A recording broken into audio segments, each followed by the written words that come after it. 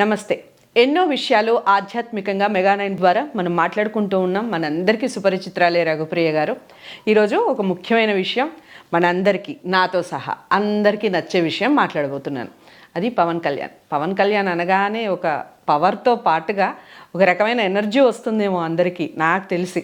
ఎందుకు అంటే రాజకీయంగా కాసేపు పక్కన పెట్టిన, అటు సినిమాల పరంగా పక్కన పెట్టిన, చాలా దగ్గరగా ఆయన్ని అబ్జర్వ్ చేసిన చాలామంది చెప్పే విషయం, అలాంటి వ్యక్తిత్వం ఉన్న మనుషులు చాలా అరుదుగా కనిపిస్తారు అని.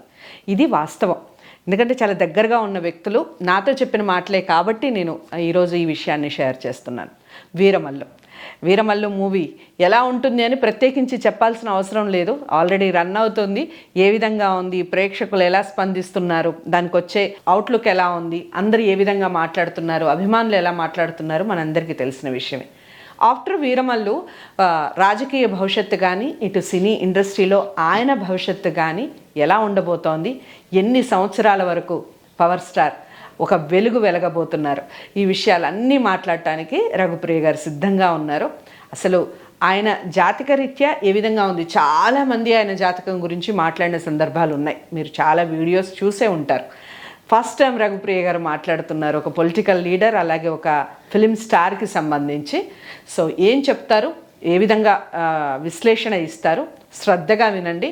మ్యాక్సిమం అందరికీ షేర్ చేయండి. ప్రతి అభిమానికి ఈ వీడియో చేరాలని కోరుకుంటున్నాను. నమస్కారం అండి రఘుప్రియ. నమస్తే అండి. సో వీరమల్లు మూవీ రిలీజ్ అయింది, చాలా మంచి టాక్ వచ్చింది. అఫ్ కోర్స్ పవన్ కళ్యాణ్ గారు మూవీ రెండు రకాలుగా కూడా బాగా రన్ అవుతుంది అన్న టాక్ అయితే ప్రజెంట్ వినిపిస్తున్న టాక్ అది.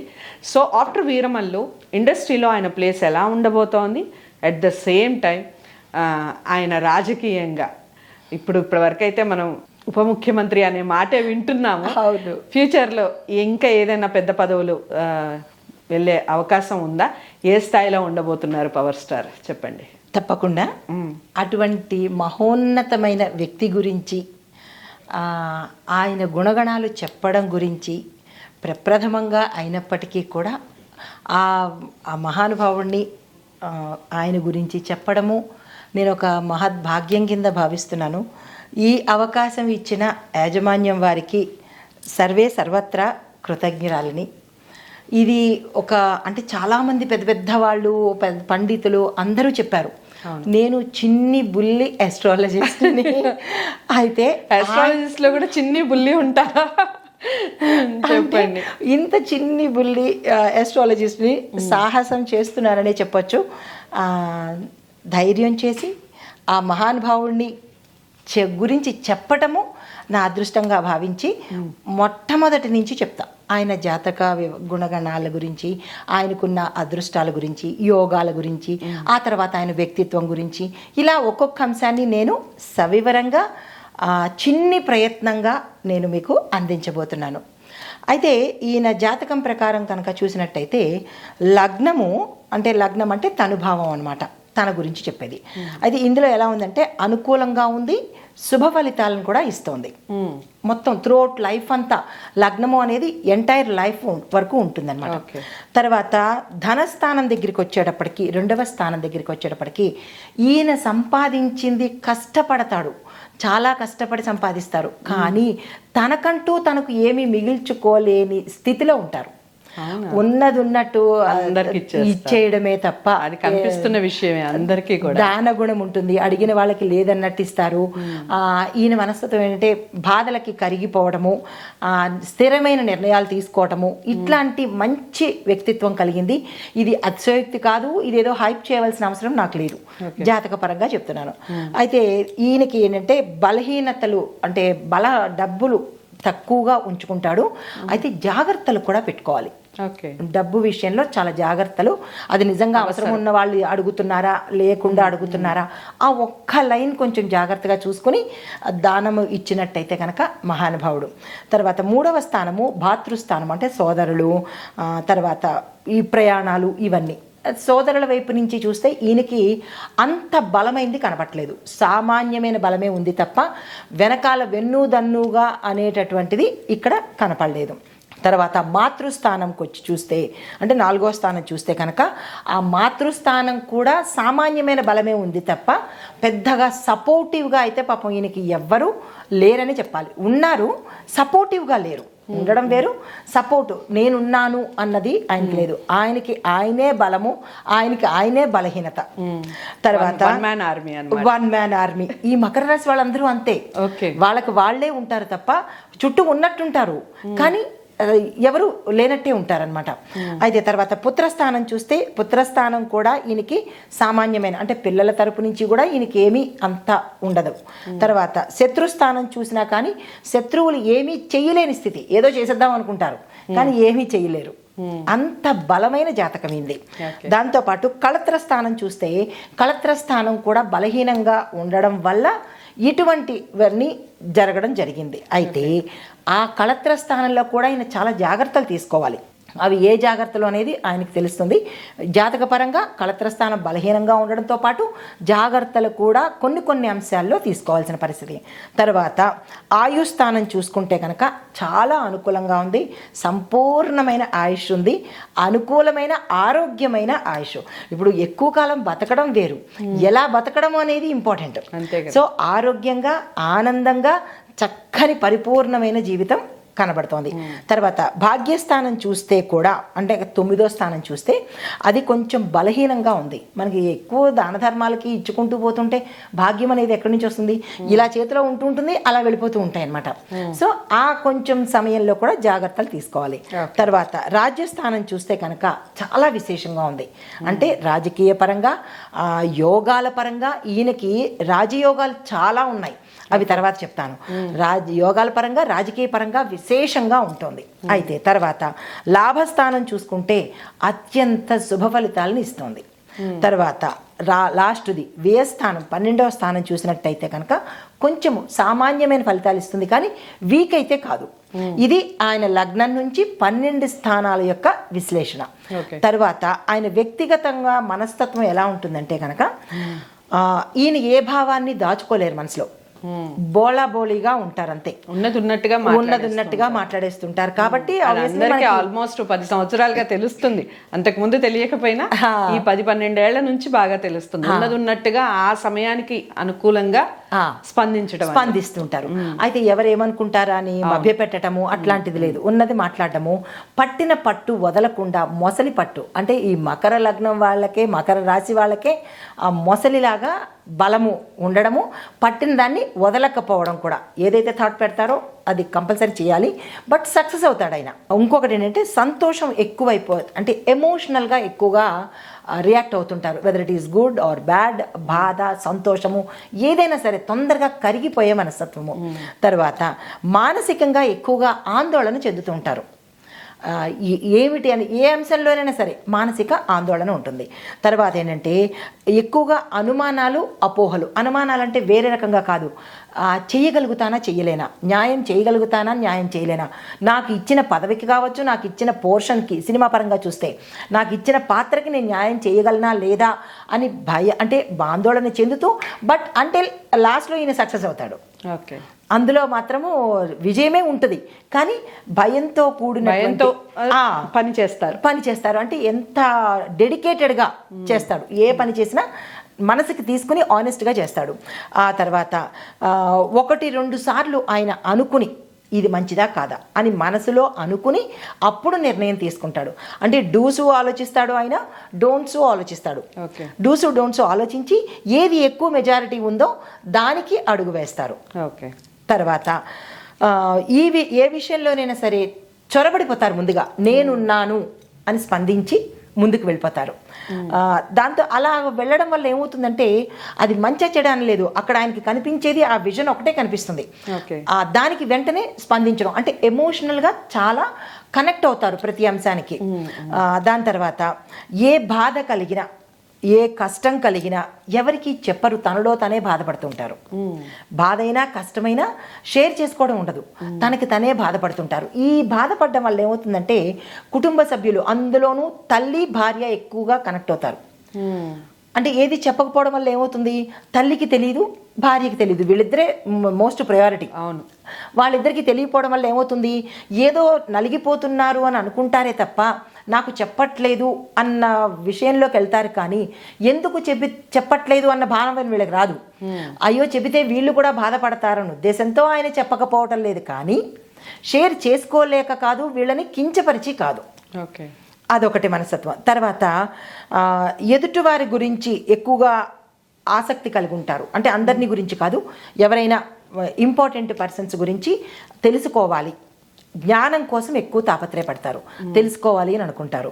తర్వాత ఆర్థిక విషయాలు చెప్తే శ్రీమంతుడనే చెప్పాలి, ఎటువంటి ఢోకా లేదు. అంటే కష్టాలన్నీ పడిపోయారు ఆయన.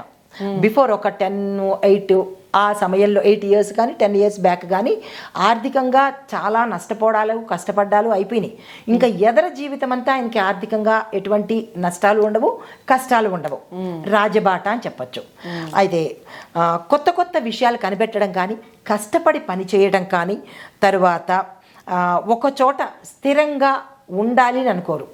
ఎక్కడ ఆపద కానీ, ఎక్కడ కష్టం కానీ, ఎక్కడ ఈయన అవసరం ఉందో అక్కడికి వెళ్ళాలని చూస్తారు. ముందు రియాక్ట్ అయ్యేది ఈయనే. తరువాత అది సినిమా క్యాడర్లో కావచ్చు, వ్యక్తిగతంగా ఇంట్లో ఫ్యామిలీ పరంగా కావచ్చు, రాజకీయ పరంగా కూడా కావచ్చు. ఏది చెప్పినా ఈ 3 అంశాల్లోనూ తీసుకోవచ్చు. అయితే స్నేహితులతో చేసేటప్పుడు సెలెక్టివ్గా చేస్తారు. ఎక్కువగా తొందరపడి అందరినీ స్నేహం చేయరు. అతని మైండ్ సెట్కి సూట్ అయిన వాళ్ళని మాత్రమే ఫ్రెండ్షిప్గా చేస్తారు. మిగతా వాళ్ళతో ఉంటారు, లేనట్టు ఉంటారు. తర్వాత ఎక్కువగా గొడవలు పడ్డం ఈయనకి ఇష్టం ఉండదు. ఎవరైనా ఏదైనా అన్నారనుకోండి, లైట్ తీసుకుని ఆహా ఓకే అనుకుని వెళ్ళిపోతారే తప్ప తిరిగి వాదించడం కానీ, తిరిగి వాళ్ళని కక్ష పెట్టుకొని ఇబ్బంది పెట్టడం కానీ అలాంటి నేచర్ లేదు. Very smooth and kind heart. అయితే తర్వాత ఈయన స్నేహం కోసము మిస్ అవుతుంటే వాళ్ళు బాధపడాలి. అరే ఇటువంటి మంచి వ్యక్తిని వదులుకున్నామని తర్వాత రిపెండ్ అవుతారు, డెఫినెట్గా రిపెండ్ అవుతారు. కానీ ఈయన మాత్రము అదే స్థాయిలో ఉంటారు. అరే నాకు వాళ్ళ స్నేహం పోయింది కదా, వాళ్ళ మీద కక్ష పెట్టుకోవాలి, అట్లాంటి నేచర్ కాదు. ఈయన్ని వదులుకున్నందుకు వాళ్ళు బాధపడాలే తప్ప అరే పోతే పోయిందిలే వదిలేసాళ్లే అని అనుకునేటట్టుగా ఈయన ఉండడు. స్నేహానికి ప్రాణమిస్తారు, సెలెక్టివ్గా ఉంటారు. ఈయన్ని వదులుకున్న బంధం ఏదైనా సరే వాళ్ళు బాధపడాలి. ఓకే, అది. తర్వాత ఇంట్లో సౌకర్యాలకు ఎక్కువ ప్రాధాన్యత ఇస్తారు. ఇంటికి కానీ, తల్లికి కానీ, అంటే వేరెవర్ హీ బీ సెట్లో ఉంటే మిగతా వాళ్ళందరూ సౌకర్యం చూస్తారు. వాళ్ళకి నొప్పి కలిగించకుండా ఇతనే అడాప్టబిలిటీ, ఎమికబిలిటీ అయిపోతాడు. తర్వాత ఇంట్లో ఉన్నారనుకోండి, ఇంట్లో కూడా తల్లికి, భార్యకి, పిల్లలకి తను అక్కడ అడ్జస్ట్ అయిపోతాడు. టోటల్గా చెప్పాలంటే హీఈస్ లైక్ ఏ వాటర్. ఏ పాత్రలో పోస్తే ఆ పాత్రకు అనుగుణంగా సెట్ అయిపోతాడే కానీ ఎవరిని ఇబ్బంది పెట్టే నేచర్ అయితే ఇతనికి లేదు. వాళ్ళ వల్ల ఇబ్బందులు పడతాడు, మళ్ళీ ఎవరి వల్లైనా ఇబ్బంది పడతాడు, మనసులోనే పెట్టుకుంటాడు. కక్ష పెట్టుకోవడం కానీ, బయటపడడం కానీ చేయడు, మనసులోనే ఆందోళన చెందుతాడు. అయితే ఈయన ఎక్కడ ఉన్నా ఐకానిక్గా ఉంటాడు. అంటే ఆకారంలో కావచ్చు, ఈయన యాటిట్యూడ్లో కావచ్చు, 10 మందిలో ఒక్కడిగా ఉంటాడే తప్ప ఒక్కడు 10 మందిలో లాగా ఎప్పుడు ఉండడు. అంటే అది ఇప్పుడు మీరు చెప్తుంటే అనిపిస్తుంది, మొదటి సినిమా నుంచి అక్కడమ్మాయి ఇక్కడబ్బాయి మొదటి మూవీ నుంచి ఎవరికైనా మొదటి మూవీకి అంత నేమ్, అంత ఫేమ్ మామూలుగా రాదు. ఇప్పుడు మెగాస్టార్ తమ్ముడుగా ఆయనకు వచ్చిన ఫేమ్ వేరు. బట్ అక్కడమ్మాయి ఇక్కడ అబ్బాయి మూవీ తర్వాత ఆయన రేంజ్ ఏ స్థాయిలో వెళ్ళిపోయిందంటే ప్రతి ఒక్కళ్ళు ఇప్పటికీ ఆ మూవీ చూసిన ప్రతి ఒక్కళ్ళు కూడా పవన్ కళ్యాణ్ గారినే చూస్తారు. ఇంకా మిగిలిన క్యారెక్టర్స్ ఎవరిని అంతగా చూడరు. అంటే ఫస్ట్ మూవీ నుంచి ఆయనకి ఆ ఫ్యాన్ ఫాలోయింగ్ అనేది ఉంది.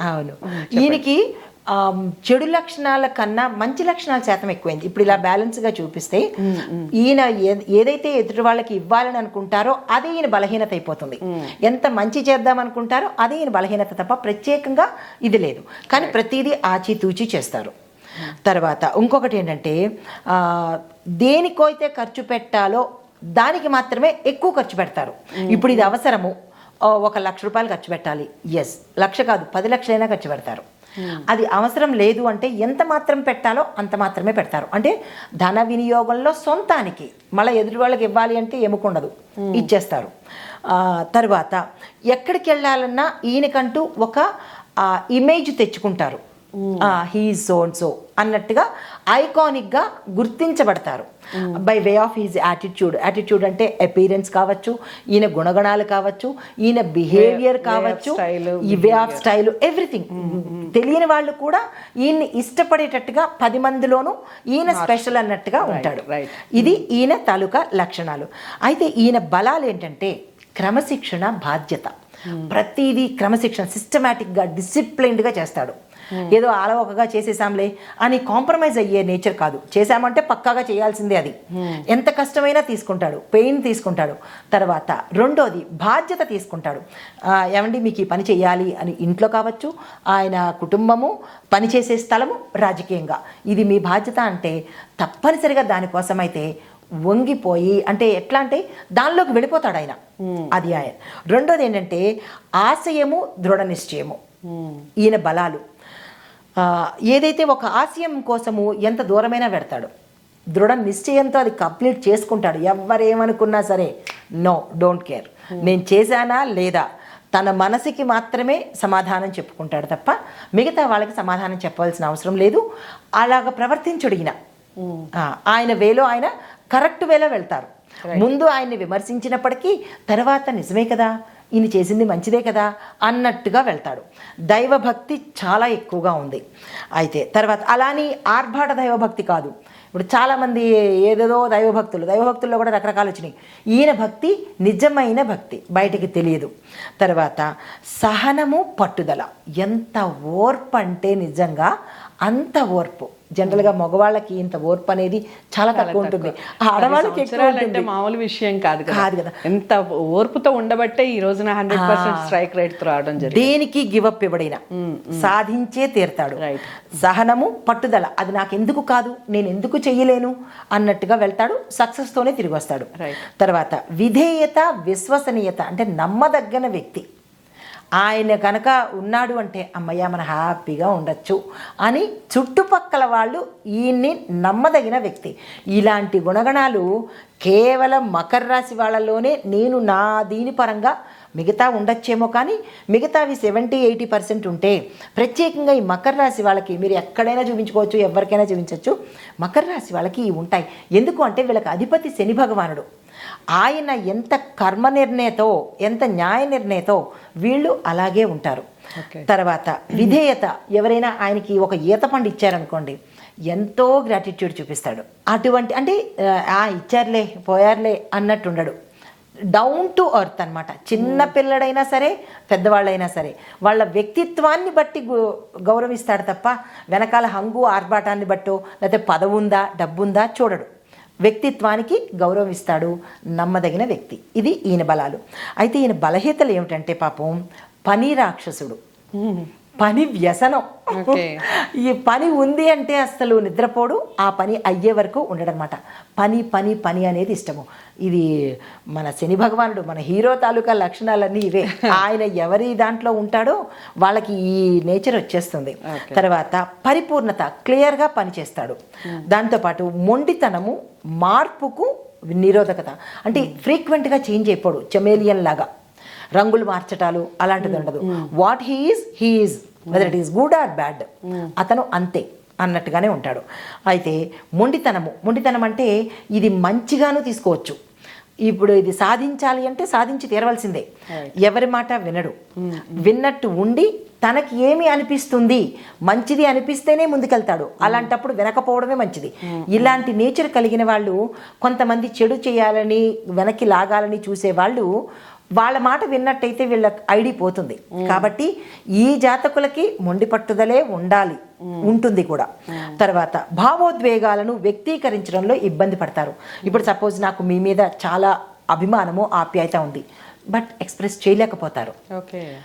చెయ్యాలని ఉంటుంది కానీ హౌ టు ఎక్స్ప్రెస్ అనేది పాపం ఈయన చూపించలేకపోతారు. దండిగా ప్రేమ ఉంటుంది, దండిగా అభిమానం ఉంటుంది. కుటుంబంలో కావచ్చు, ఆయన ఉన్న ఫీల్డ్ కావచ్చు, రాజకీయంలో కావచ్చు ఉంటుంది. కానీ హౌ టు ఎక్స్ప్రెస్ అనేది ఈయనకి తెలియట్లేదు. ఎక్స్ప్రెషన్స్ కి care of address Pawan Kalyan గారు. సినిమాలో వేరు కానీ రియల్ లైఫ్ లో అలా అన్నమాట. అది స్క్రిప్ట్ కాబట్టి చెప్పేస్తారు. కానీ రియల్ గా తన మనసులో ఉన్న భావాల్ని ఎక్స్ప్రెస్ చేయడంలో కొంచెం ఇబ్బంది పడతారు. కానీ చాలా ప్రేమైక జీవి.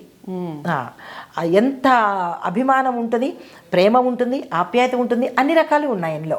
దాంతోపాటు విశ్రాంతి తీసుకోవడానికి ఇష్టపడ్డు, కష్టపడడానికే ఇష్టపడతాడు. ఆయన ఏ దేనిలో ఉన్నా, అంటే సినిమా వాళ్ళకి బాగా తెలుస్తుంటుంది, ఆ పని ఆయన అయ్యే వరకు విరామం తీసుకోడు, సక్సెస్ చేశాకే తీసుకుంటాడు. ఈవెన్ రాజకీయంలో కూడా అంతే. ఈయన ఏది చెయ్యాలనుకుంటాడో అది చేసే నిద్రపోతాడు. ఓకే, అంటే పని ఎక్కువగా చేస్తాడు. దీంతో పాటు ఏంటంటే విశ్రాంతి, రెస్ట్ తీసుకుందాం. చాలామంది ఏమనుకుంటారు, ఫోన్లే తర్వాత చేసుకోవచ్చులే అని రెస్ట్కి ఎక్కువ ఇష్టపడతారు. ఈయన నో రెస్ట్. అది ఈయన తాలూకా బలాలు, బలహీనతలు. అయితే చదువు, అది ఆరోగ్యము, అది చాలా చక్కగా ఉంది, మంచి చదువే ఉంది. కానీ చదువును కూడా అపజయాన్ని తట్టుకోడు, ఫెయిల్ అవ్వడానికి ఇష్టపడిన. Same caricatures applies in everywhere, అన్నీ అప్లై అవుతాయి. అయితే ఆరోగ్యపరంగా చూసుకున్నట్టయితే కనుక ఆరోగ్య సమస్యలకు కొన్ని జననాంగాలకు సంబంధించిన ఇబ్బందులు వచ్చే అవకాశాలు గతంలో వచ్చినా కానీ ఇప్పుడు వచ్చినా కానీ జననాంగాలకు సంబంధించిన వ్యాధులు కానీ, తర్వాత చర్మ సంబంధిత స్కిన్కి సంబంధించిన డిసీజ్ సమస్యలు 4 రకాలుగా తగులుతూ ఉంటారు కదా, అదొకటి. జల సంబంధిత, జలానికి సంబంధించి వాటర్ ప్రాబ్లమ్స్ కానీ ఎక్కువ తీసుకోకపోవడం వల్ల ప్రాబ్లమ్స్.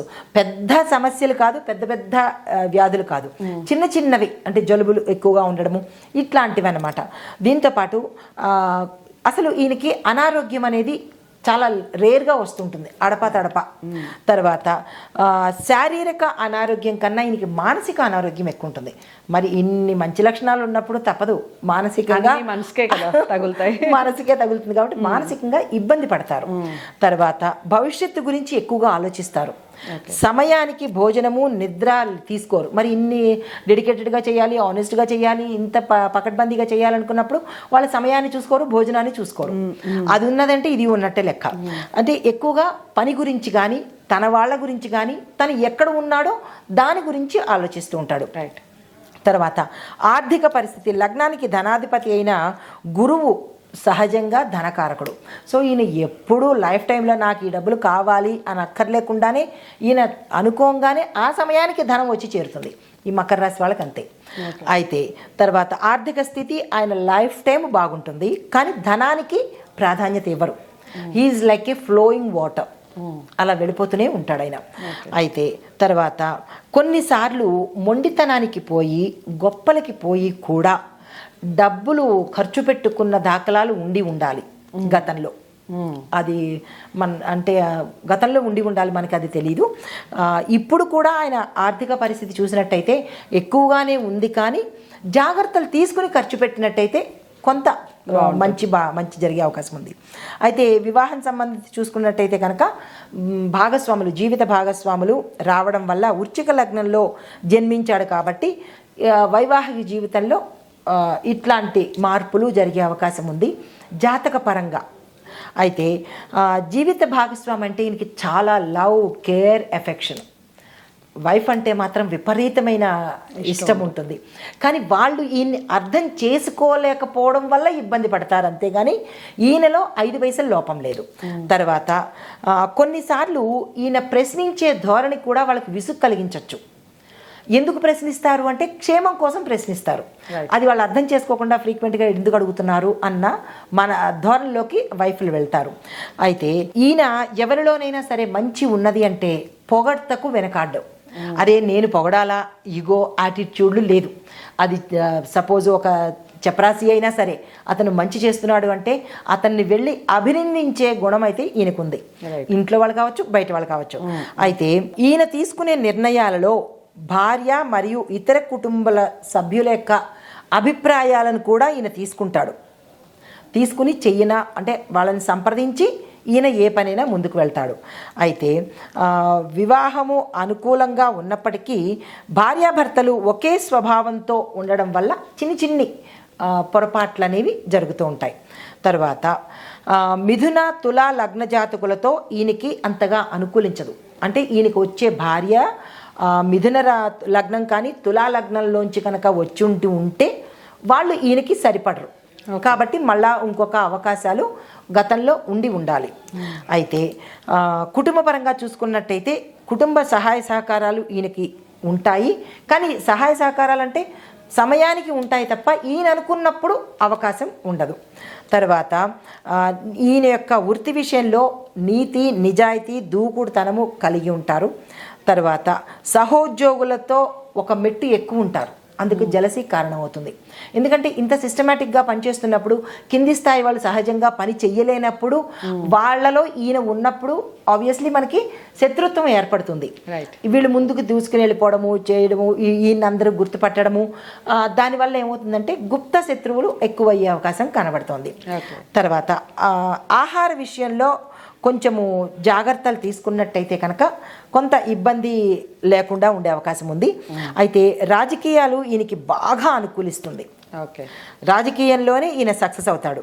అయితే ఈ జాతకులకి ఏంటంటే సూర్యుడు, కుజుడు ఈయనకి వృత్తిరీత్యా, సూర్యుడు ఎక్కువ హై స్థాయిలో ఉచ్చ స్థితిలో ఉన్నాడు కాబట్టి ఆయన పదవులు ఇచ్చే అవకాశం ఉంది. అంటే రాజకీయంగా ఉన్న వాళ్ళకి రాజకీయ పదవులు వస్తాయి, అదే వేరే జాబులు చేస్తున్న వాళ్ళకి పెద్ద పెద్ద క్యాడర్స్ వస్తాయి. అయితే ఈయన పరంగా చూసినట్టయితే కనుక ఈయన పెద్ద అధికారంలో ఉండవలసింది ఏంటంటే ఐఏఎస్ కానీ, ఐపీఎస్ కానీ, రాజకీయాలు కానీ, ఈ మూడు ఆయనకి బాగా కలిసి వచ్చేవి. ఈ రెండు ఎలాగా లేదు కాబట్టి రాజకీయంలో ఆయన చాలా స్థిరపడతాడు, పెద్ద స్థాయికి వెళ్ళే అవకాశం కలిసి వస్తుంది. తర్వాత పార్ట్నర్షిప్గా ఈయన చేసినట్టయితే ఏ బిజినెస్ అయినా కలిసి రాదు, మోసం చేసేస్తారు. ఈ మకర రాశి వాళ్ళకి సోలోగా వెళ్ళడమే ఉంటుంది తప్ప పార్ట్నర్స్ కలిసి రారు. అది ఏ రకం పార్ట్నర్స్ అయినా సరే అది.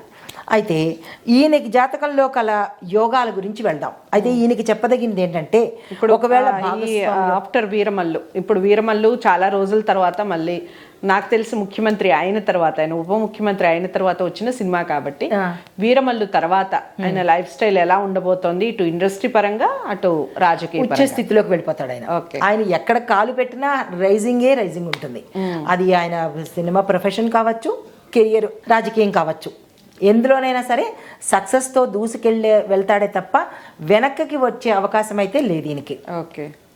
ఏ పరంగానూ వెనక్కి వచ్చే అవకాశం లేదు. మరొక 19 ఆ సమయం వరకు, 19 ఏళ్ల వరకు అవకాశం లేదు. అయితే అన్ని విధాల ఇంటే వ్యాపారం చెయ్యాలి అని అనుకుంటే కనుక, భాగస్వామ్యమే చెయ్యాలి అని అనుకుంటే కనుక కొన్ని జాగ్రత్తలు తీసుకుని అబ్జర్వేషన్ అయితే పెట్టుకోవాలి. అలా అన్నీ కలిసి వస్తేనే పార్ట్నర్షిప్ చెయ్యండి, లేదు అంటే కనుక దాని బదులు ఇదే బెస్ట్. తర్వాత ఈయన జాతకంలో కల యోగాలు ఏంటంటే కనుక ఫస్ట్ బుధాధిపత్య యోగం ఒకటి ఉంది. తర్వాత ఆది యోగం ఒకటి ఉంటుంది, మహర్జాతకుడైన ఆది యోగం ఒకటి ఉంటుంది. తర్వాత 12వ ఇంట అధిపతి 6వ ఇంట ఇంటితో కలిసి ఉండడం వల్ల ఈ విపరీత రాజయోగం అనేది ఉంది. రాజయోగంలో కూడా హై స్టాండర్డ్ రాజయోగము, సామాన్య రాజయోగము, విపరీత రాజయోగము అదొకటి ఈయనకు ఉంది. తర్వాత ఈయన జాతకంలో సూర్యుడు, బుధుడు కూడా ఒకే రాశిలో సంచారం చేస్తున్నారు. దానివల్ల కూడా ఈయన ఈ యోగం కలిసి రావడం వల్ల తెలివైనవాడు, మంచి అంటే ప్రొఫెషన్లో ఆయన ఎక్కడున్నా మంచి హై స్థాయిలో ఉంటాడు, మధురంగా మాట్లాడతారు. ఆయన ఎలా మాట్లాడతారో నాకైతే తెలియదు కానీ చాలా స్వీట్గా సౌమ్యంగా మాట్లాడతారు ఆయన. అయితే కీర్తి, ధనము కలిగి ఉంటాడు. సమాజంలో మంచి పేరు, హీఈస్ ద అన్నట్టు. సపోజ్ ఈయన హీరో అయితే హీఈస్ ద హీరో, సపోజ్ ఈయన లీడర్ అయితే he is the leader, the hero అన్నట్టు. ద అంటే స్పెసిఫికేషన్స్ అనమాట, అవి వాళ్ళకి మాత్రమే ఉపయోగించే ద అనే పదం అనమాట. అలా ఉంటాడు ఈయన. అయితే ఈయనకి అందరూ ఇష్టపడతారు. ఈయన బలాలు, బలహీనతలు ఈ మధురంగా మాట్లాడడం వల్ల ఈయనకి అందరూ ఫ్యాన్సే. చాలామంది అసలు ఈయన వస్తున్నాడు అంటే కొన్ని లక్షల మంది వచ్చి ఉండాలి, వస్తారు. ఒక సముద్రం అనుకోవచ్చు. ఈయన ముందు వెళ్తుంటే ఈయన వెనకాల వచ్చేది ఒక సముద్రం. అంతమంది ఈయన ఇష్టపడతారు ఈయన్ని. తర్వాత ఈయనకి ధైర్యం ఎక్కువ ఉంటుంది, పోరాట పటిమ ఉంటుంది, ధైర్యంగా ముందుకు తోసుకెళ్ళిపోతాడు. ఈయనకి పోటీ అయితే మాత్రం ఎవరు రాలేరండి. ఎంతో సత్తా ఉంటేనే తప్ప, అది కదా కావాలి. ఎంతో అతను కూడా ఎంతో పటిమ ఉంటే, సత్తా ఉంటేనే తప్ప ఈయనకి పోటీగా రాలేరు.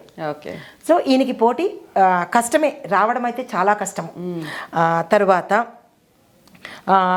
రక్త సంబంధించిన, చర్మ సంబంధించిన ఇందాక అనుకున్నాం కదా, అంతకు మించి ఇతనికి ఎటువంటి ఇది లేదు. He is a very good person. రాజకీయంగా, సినిమా పరంగా తిరుగులేదు. రైట్. సో మొత్తానికి తేల్చేశారు ఆఫ్టర్ వీరమల్లు ఎలా ఉంటుంది అంటే తిరుగులేదు అని.